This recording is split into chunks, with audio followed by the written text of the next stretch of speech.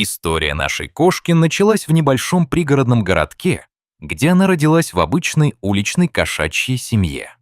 Ее мама-кошка была заботливой, но жизнь на улице была полна опасностей. Слишком рано котята начали искать свою судьбу в мире, полном невзгод.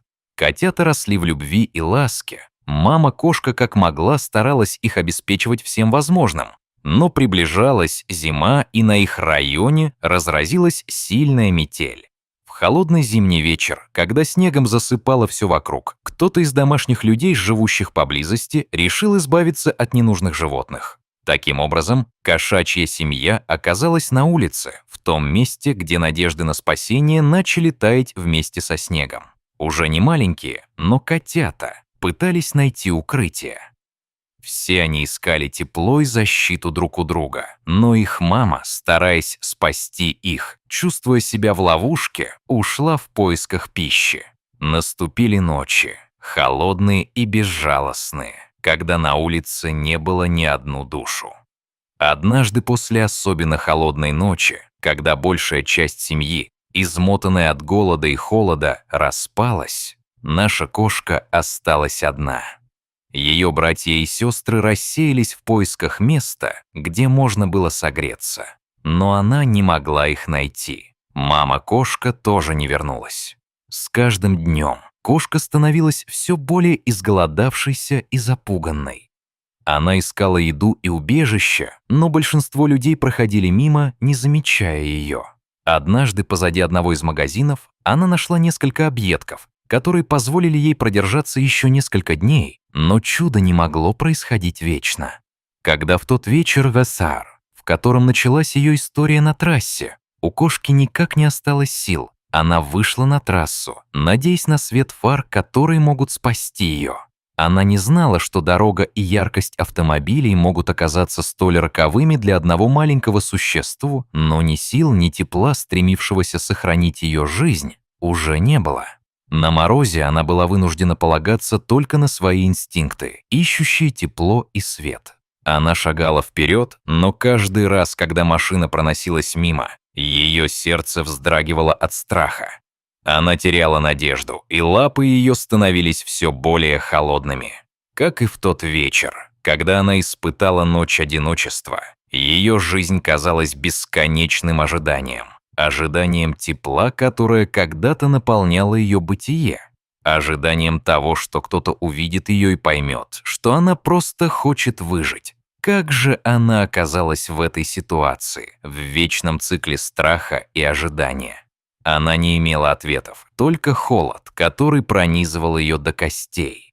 Кошка с ее пушистым, искаженным стрессом, арктическим белоснежным мехом ощупывала мир вокруг себя. Вытянутая в линии фронта, она изо всей силы старалась сохранить тепло. Темно-синяя мгла собиралась в ее сердечке, и каждая минута находилась в тени страха и одиночества. Она не знала, как она здесь оказалась. Возможно, это была та улица, где когда-то была счастлива, играя с братьями и сестрами. Или, может быть, она заблудилась, потеряв связь с домом и теплом.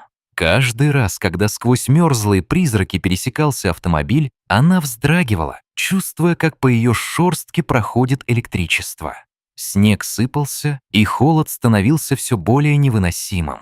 Кошка пыталась укрыться, прячась за маленькими снежными холмиками, но ее шансы на спасение были как тень среди светящихся фар автомобилей. Она знала, если не найдет кров, то рискует потерять все. На трассе она выглядела совсем одинокой. Обмороженные лапы несмело ступали на ледяную поверхность. Каждый шаг давался ей с большой трудностью.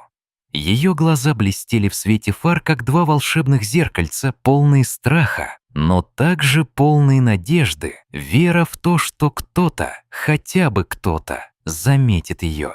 Кошечка продолжала идти по трассе, не осознавая, что двигается навстречу своей судьбе, навстречу Татьяне и Александру, которые в тот момент только что уезжали домой после рабочего дня. Именно этот водоворот обстоятельств и давал ей надежду, что, несмотря на ужасные трудности, которые ей пришлось пережить, ее жизнь только начиналась. Но как ей выжить в этом мире, полном тьмы? Каждое мгновение на трассе было судьбоносным и трудным. И именно в это время ее жизнь пересеклась с судьбой добрых людей. Это были секунды, когда вся жизнь может изменить направление. Ветер утих, и вдруг среди потока жизни на трассе Татьяна и Александр заметили кошку, тихо и робко шагающую по обочине. Они не могли понять, долго ли она здесь была, а может, была выкопана из пелен малыми лапами, полными надежд. Однако с каждого их взгляда она словно ловила порыв ветра, что спасало ее от отчаянной заморозки. Татьяна сжала кулаки, а Александр кратко обдумал, что я должен сделать. Остановить машину. Сердце забилось тревожно и ритмично, когда они поняли, что времени не осталось. Он быстро стал маневрировать, направляя машину к обочине, когда умоляющая мяу заставила их действовать. Каждое движение требовало у них невероятной решимости. Их глаза встретились, и в этот момент они поняли, что должны совершить шаги, которые могут изменить жизнь этой крошечной души. Слабая, невидимая связь соединила сердца человека и кошки в один миг, и у одного несчастного существа появилась надежда на спасение. Александр выскочил из машины, а Татьяна следила за ним, робко ожидая, понимая, что это может быть началом новой жизни. Он медленно приблизился к кошке, стараясь не испугать ее, и одной рукой прикрыл ее от проезжающих автомобилей, а другой осторожно взял в свои руки. В этот момент он почувствовал, как комок шерсти дрожит, а как никакой другой источник жизни может быть так уязвим. Слыша ее испуганные звуки, он понял, что на трассе, где вечно стирались истории других, существует новая, которую они должны были написать вместе. Татьяна, переполненная чувствами, выбежала из машины. Она крепко обняла кошку, укутывая ее в теплый плед, и сердце каждого из них наполнилось надеждой и теплом. На трассе, где время останавливало жизни, появилось новое ощущение – тепло доброты и дома. Так началась история Плюши. Кошки, которая однажды была потеряна в мороз, но теперь имела шанс на счастливое будущее, полное любви и заботы. Татьяна и Александр назвали свою новую подругу Плюшей за ее пушистую шерстку. Первые ночи были тяжелыми. Плюша шептала от боли и немного стонала, что разрывало их сердца. А уж ее обмороженные лапки, воспаленный глаз и кровоточащие десны смотрелись особенно печально. И это было нелегко для заботливых хозяев. Каждое утро начиналось с визита к ветеринару, и каждый раз, когда они видели, как Плюша делает шаги к восстановлению, на их лицах появлялась надежда. Постепенно, день за днем, жизнь снова начала возвращаться в ее маленькое тело. Она научилась доверять своим спасителям и вскоре стала частью их семьи. Спустя месяц они заметили, что Плюша как будто стала округлее.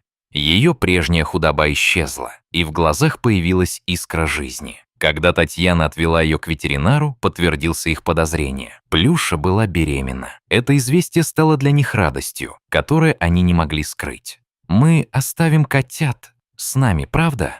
С надеждой спросила Татьяна, смотря на Александра. «Конечно, это будет наша маленькая семья», ответил он, обнимая ее. Вскоре уютный дом Татьяны и Александра наполнился звуками. Плюша родила 3 здоровых котят. Крошечные пушистики, еще слепые и беспомощные, тянулись к маме, и в доме зазвучали детские писки и мурчания. Это было настоящее счастье — видеть, как их охраняют другие члены семьи, собаки, которые чувствовали себя частью стаи. Татьяна часто сидела рядом, наблюдая за тем, как Плюша заботится о своих детях. Каждый из котят имел свою индивидуальность, и вскоре они стали не только частью дома, но и частью их сердец. Котята росли и начали познавать мир. Плюша стала прекрасной матерью и учительницей, показывая малышам, как ловить комаров и отдыхать на солнце. 2 котят нашли новые семьи, и каждый раз, когда Татьяна и Александр прощались с ними, их сердца наполняли одновременно радость и грусть. Маленькая девочка осталась с ними. Ее назвали Мура. Она была копией своей матери, с той же пушистой шерстью и теплыми большими глазами. Плюша полностью восстановилась и стала не только ласковой, но и независимой. Ее жизнь наполнилась смыслом, и повсюду слышен был ее спокойный, уверенный мурчание. Спасение Плюши и ее котят вдохновило Татьяну и Александра на создание приюта для бездомных животных. Они были полны решимости помочь другим, так же, как когда-то помогли маленькой кошке на трассе. Приют стал местом, где могли находить убежище те, кто был в бедственном положении. Плюша стала символом этого места. Ее история привлекала людей, и, сидя на подоконнике, она не просто дремала, а шептала историю о том, что доброта и сострадание — это то, что делает нас людьми. Их приют стал настоящим прибежищем для животных. Оно наполнилось смехом, играми и новым счастьем.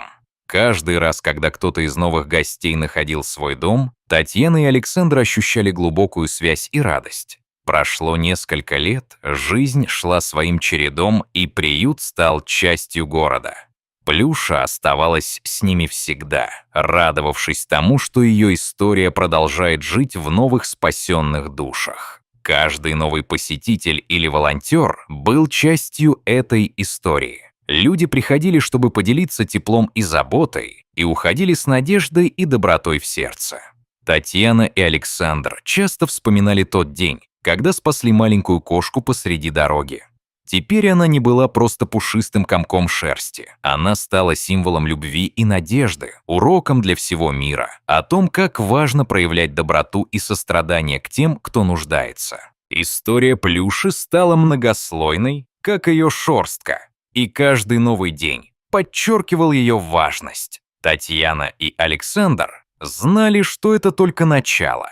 Начало больших перемен в жизни многих животных и людей. И каждый раз, глядя на своих спасенных друзей, они понимали, свет добра никогда не угаснет, пока мы продолжаем заботиться о других. Если вам понравилась история, то подписывайтесь на канал. Здесь каждый день выходит много интересного контента.